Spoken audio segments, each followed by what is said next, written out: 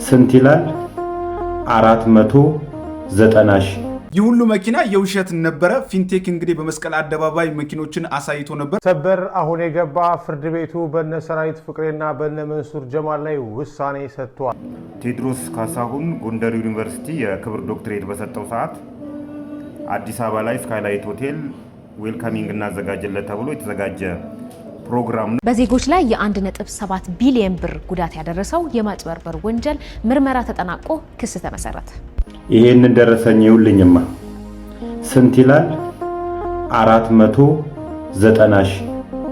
እደግመዋለሁ 490 ሺህ። ይሄ የሆቴል ክፍያ አይደለም፣ የሆስፒታል ክፍያ ነው። አርብ ዕለት አንድ እህታችን ታማ ቤተ ዛይዳ ሆስፒታል ገባች። እሑድ ዕለት አረፈች። ይሄ የእግዚአብሔር ሥራ ነው። ሂሳብ ስንት ነው ሲባሉ 490 ሺህ። ቤተ ዛይዳ ሆስፒታል ነው እንደዚህ የሚለው። ዘንድሮ ታመን መዳን ራሱ አንችልም።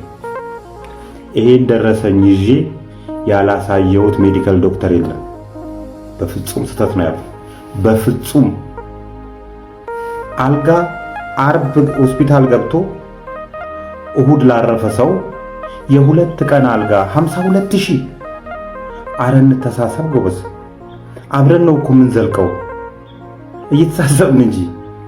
ዘንድሮ እኮ የብሔር ጥያቄን ለመፍታት አይደለም ጫካ መግባት ያለብን፣ ወይም ደግሞ የሃይማኖት ጥያቄን ለመፍታት ለመኖር ብለን ጫካ መግባት ግድ። የፊንቴክ ኢንቨስትመንት ድርጅት መስራችና ታዋቂ ግለሰቦች ከ1200 በላይ ዜጎችን በማታለል ወንጀል ተጠርጥረው ክስ ተመስርቶባቸዋል። ተጠርጣሪዎቹ በ90 ቀናት ውስጥ የኤሌክትሪክ መኪና ባለቤት እናደርጋቸዋለን በማለት ከእያንዳንዱ ተጎጂ እስከ 1.3 ሚሊዮን ብር ተቀብለዋል። ነገር ግን ከቻይናው የቢዋይዲ ካምፓኒ ጋር ምንም አይነት ውል ሳይኖራቸው በትውስት ያገኟቸውን መኪኖች የራሳቸው በማስመሰል ነው ወንጀሉን እንደፈጸሙት ፖሊስ ያስታወቀው።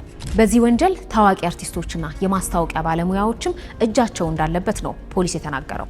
መንሱር ጀማል፣ ሰራዊት ፍቅሬ፣ ካሊድ ናስር፣ ሰለሞን ቦጋለ፣ ዳንኤል ተገኝና ሌሎችም እውቅናቸውን በመጠቀም የሐሰት መረጃ በማሰራጨት እንዲሁም እያንዳንዳቸው 8 ሚሊዮን ብር የሚያወጣ የመኪና ስጦታ በመቀበል ወንጀል ተጠርጥረው በቁጥጥር ስር ውለዋል።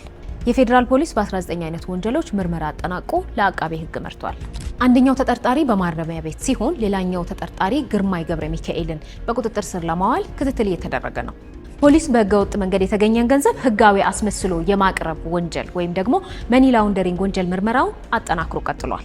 የዚህን ውስብስብ ወንጀል ሙሉ ዝርዝርና የምርመራ ውጤት ለማየት የኢቢሲን የፌስቡክ ገጽ ይመልከቱ። ሀሳቦትንም በኮሜንት ያጋሩ። ይሄንን ቪዲዮ ይዩት። ቴዎድሮስ ካሳሁን ጎንደር ዩኒቨርሲቲ የክብር ዶክትሬት በሰጠው ሰዓት አዲስ አበባ ላይ ስካይላይት ሆቴል ዌልካሚንግ እናዘጋጅለት ተብሎ የተዘጋጀ ፕሮግራም ነው። መቻሬ ጫማ የተባለ ታውቁታላችሁ፣ መቻሬ ሜቢ እሱን ያዘጋጀው። ግን ይሄ ፕሮግራም ከፍተኛ ውስጠ ወይራ ያለበት ፕሮግራም ነው። ከጀርባ እንደምታዩት ሄሎ ታክሲ አለ። ይሄንን ፕሮግራም ሙሉ ለሙሉ ያዘጋጁት ሄሎ ታክሲ ነው። 1 ሚሊዮን ብርም የተከፈለው ከሄሎ ታክሲ ላይ ወጪ ተደርጎ ነው። ስካይላይት ሆቴል ነበረ የተዘጋጀ ፕሮግራም። እንግዲህ እዚህ ፕሮግራም ላይ እንደምታዩት አርቲስቶቹን እንዳለዋቸው ራሱ ዳንኤል ዮሐንስም አለ፣ እነ መንሱር ጀማል አሉ፣ የተለያዩ አሁን እስር ቤት ያሉ ሰዎች አሉ። ይሄ ፕሮግራም እንግዲህ ለቴዎድሮስ ካሳሁን የተዘጋጀ ነው ብያችኋለሁ።